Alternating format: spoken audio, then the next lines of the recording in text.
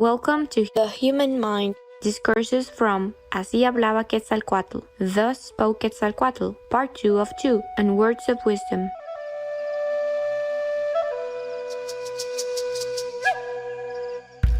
Así Hablaba Quetzalcoatl, Thus Spoke Quetzalcoatl. It's a beautiful tale that offers upliftment to all truth seekers, yearning for spiritual understanding. In this book, we follow the travels of the legendary Aztec god Quetzalcoatl, who is the story's enlightened master.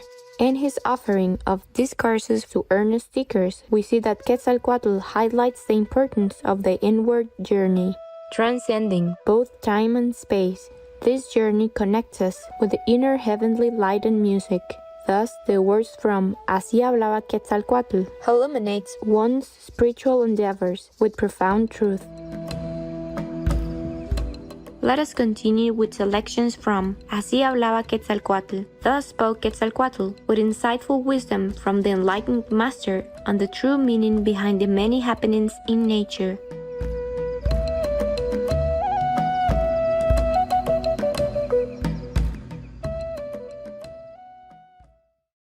Anguish.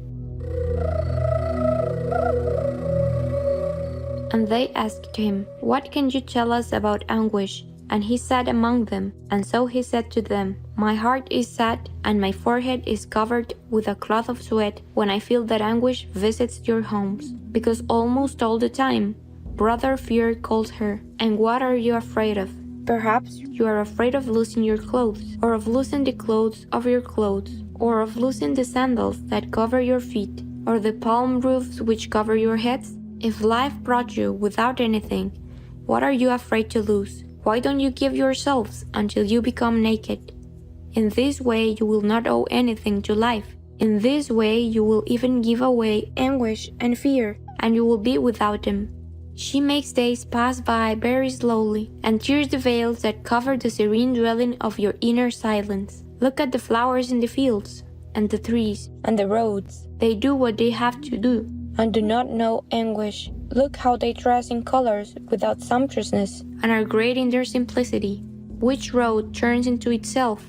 Which tree, after it has taken the first steps towards the sun, turns its back to it? Make an effort to acquire consciousness of what you really are, and the same way the morning sun evaporates the dewdrops from the fields. May consciousness dissipate forever the anguish from your hearts. Concentrate on the inner heavenly light. Darkness will go away by itself. The poor ants. Someone saw an anthill and felt sorry for the ants that laboriously were looking for food to fill their granaries, and so be protected from the cold hand of winter.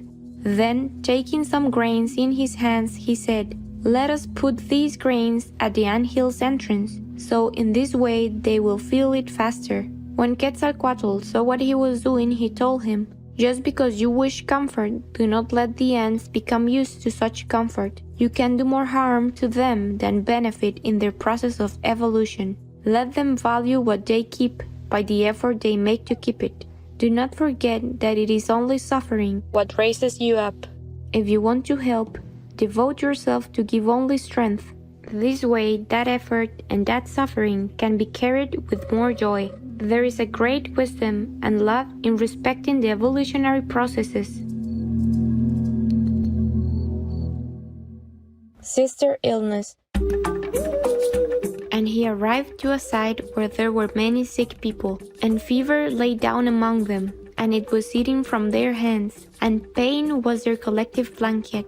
So he went and sat among all of them, and taking wet clothes, he applied them on their foreheads, and capturing his own breath, he laid it on their souls.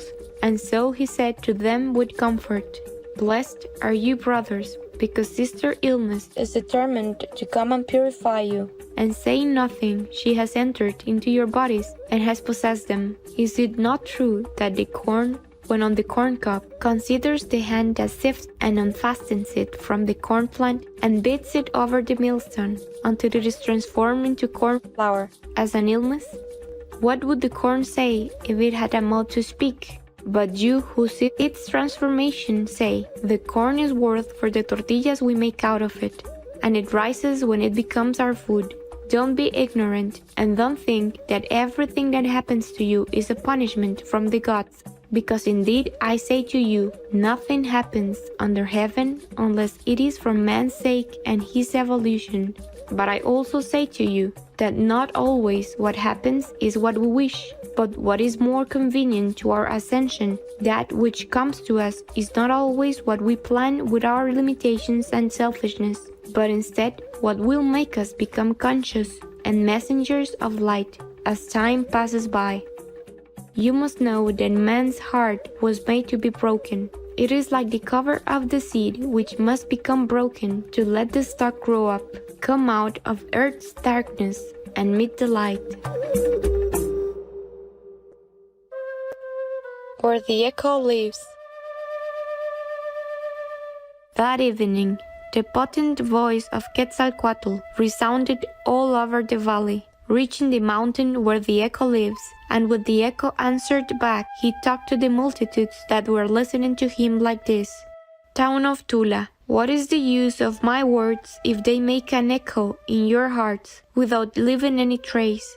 What is the use of my cries if they do not find in you a place to cover and dress up with your deeds? What is the use of my deeds if you turn your eyes because they hurt you?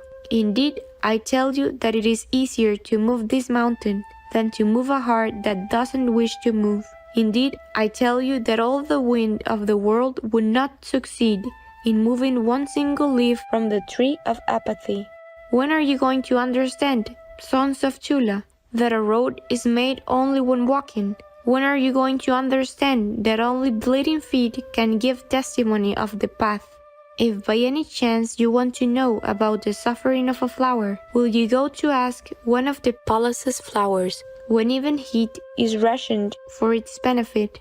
What tree will bear better fruit, if not the one that overcoming the soil expands itself over it, without cowering behind the walls? I have not come to create echoes of myself. I have come to turn you into echo creators and to bring your own wisdom to yourselves. When the Master scolds strongly, he does it to be as a sieve for the minds of his beloved ones, causing the falling of trash and the liberation of wisdom. When we truly love our Master, we will keep loving him. Even when he scolds us, we will love him equally.